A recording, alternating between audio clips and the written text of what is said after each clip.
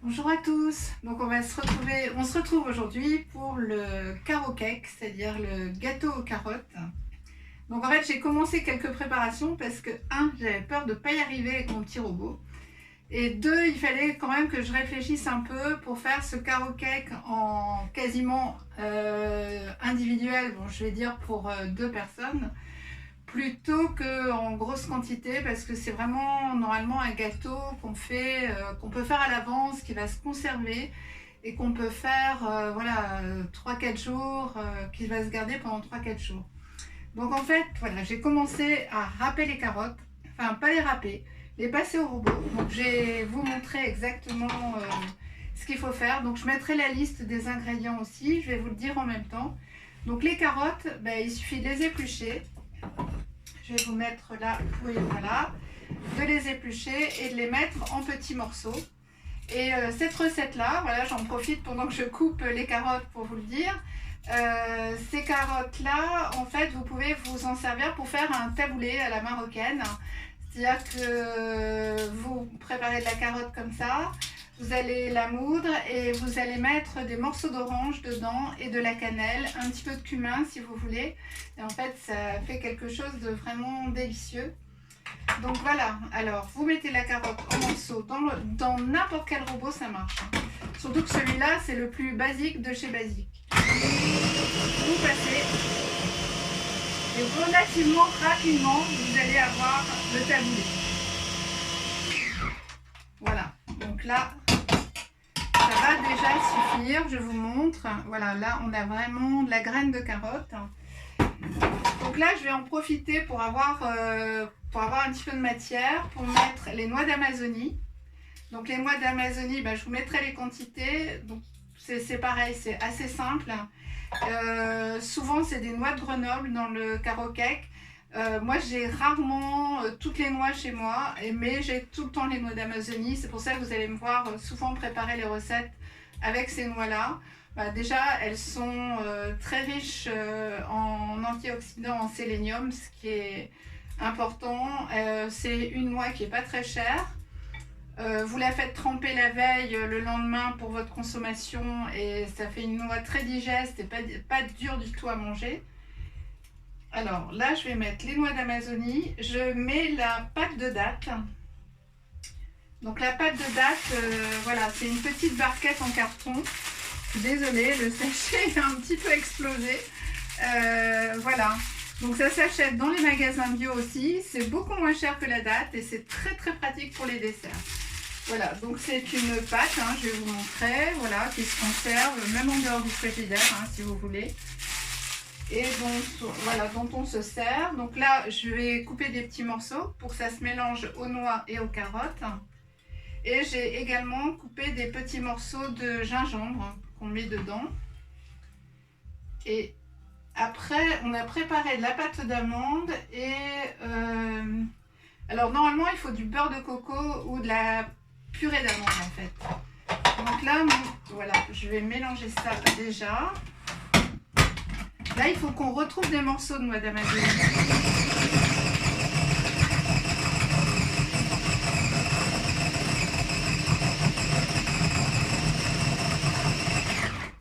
Alors là, les morceaux sont encore un petit peu trop gros. Bon, par contre, je vais enlever un petit peu de matière. Voilà, hop. Donc là, on n'est vraiment pas avec du matériel professionnel. On est vraiment avec du matériel d'amateur. Mais en fait, c'est ce qui prouve justement que ces recettes-là, vous pouvez les faire chez vous sans avoir un matériel de marque. Voilà, donc là, ça, voilà. Hop, encore un petit peu.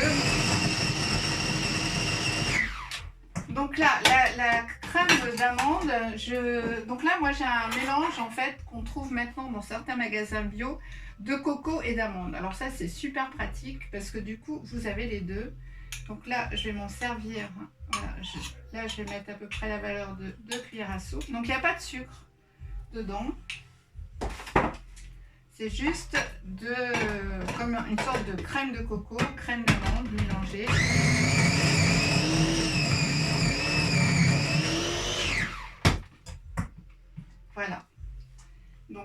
on va le mélanger à ça.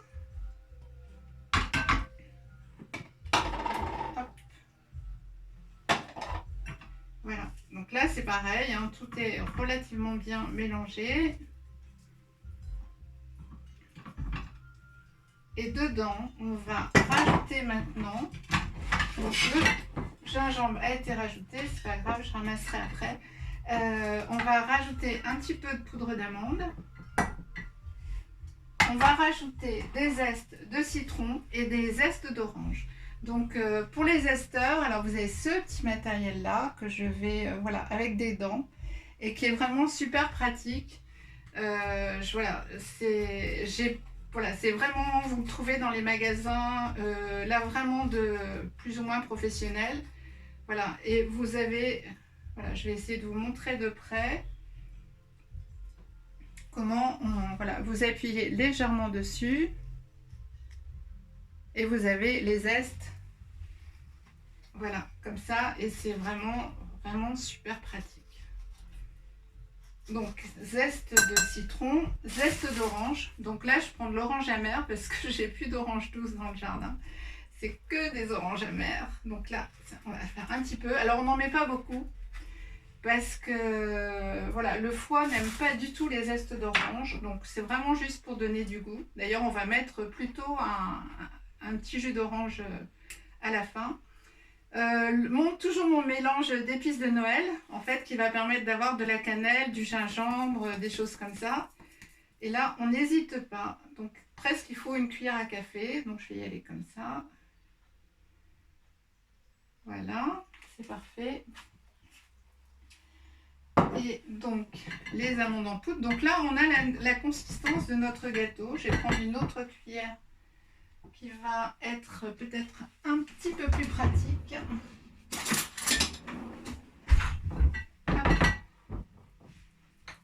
Voilà.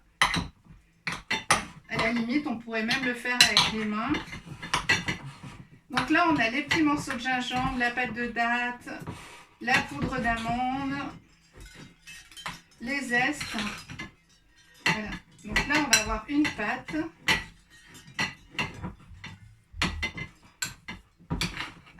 Et la carotte, c'est pareil, hein, la carotte, elle est crue. Donc quand elle va se mélanger avec tout ça, hop, voilà, ça c'est parfait. Vous allez voir, c'est vraiment super simple à faire.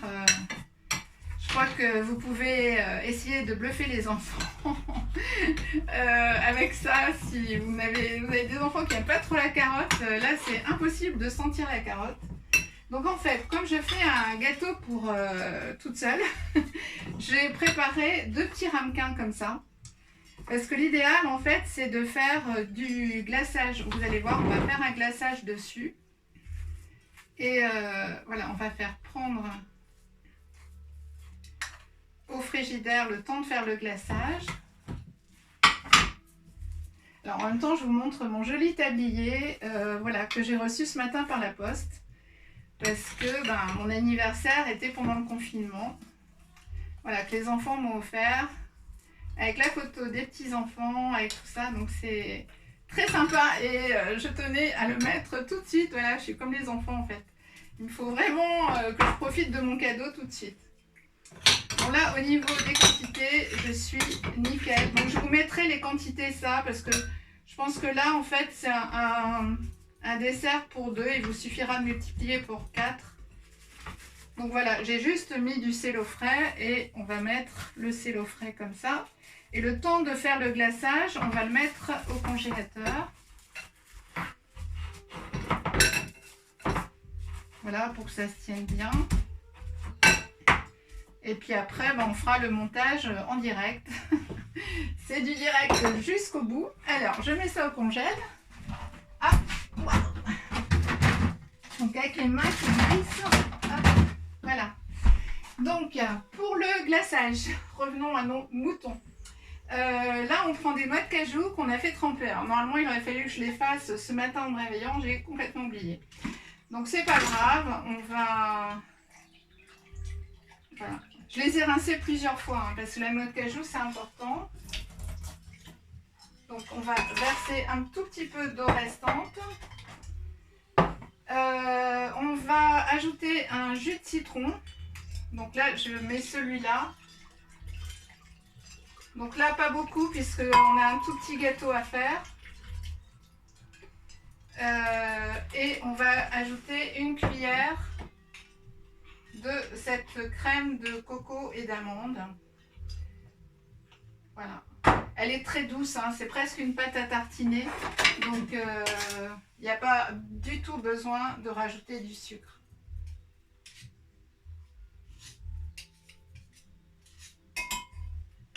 Voilà, et on va rajouter un petit peu d'huile de coco qui a commencé à fondre. Je vais la chercher.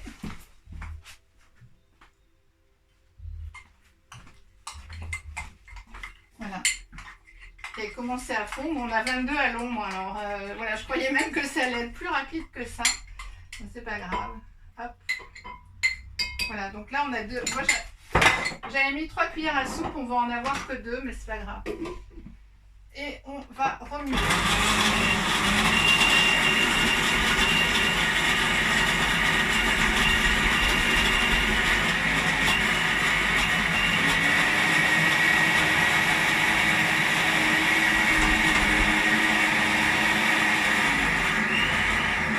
Donc là, ça dure un petit peu plus longtemps, mais pas toujours pareil. Hein. Je ne suis pas un robot professionnel.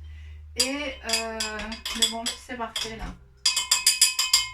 Donc ça a manqué un tout petit peu de liquide, donc je vais remettre un petit peu de citron.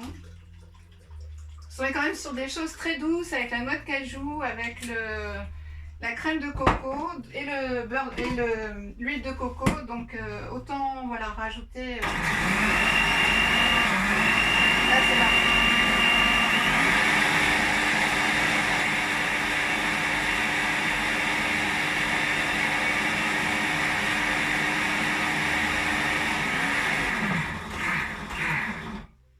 Voilà, donc là je vais vous montrer la consistance. On va être au top. Au top, au top. Voilà, allez sur une cuillère noire, comme ça vous le voyez. Voilà. Hop, je vous le montre là. Voilà. Donc là, il n'y a plus du tout de morceaux. Et on a le glaçage. Je vais chercher mes petits gâteaux de carottes qui vont être juste pris. Mais en fait, ce que je ferai demain, je vais essayer de résister et de ne pas le manger ce soir. Et demain, je vous ferai, en début de recette, je vous montrerai le gâteau en le découpant exactement. Donc là, je vais quand même vous montrer comment il faut faire.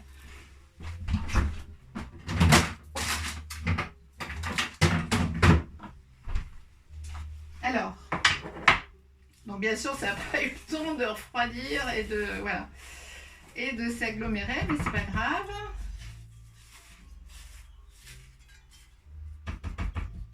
Alors, on met ça va être notre glaçage. Voilà. Donc en fait, vous allez pouvoir le retirer du moule comme ça. On ne va pas le retirer tout de suite. En fait, le cello-frais, voilà, vous permet de le retirer et d'avoir déjà un gâteau quand même qui se tient. Et voilà, moi je vais commencer et puis en fait, vous verrez la recette finie demain. Alors, hop. Donc là, je vais prendre un couteau. Donc là, ça va être le glaçage du dessus.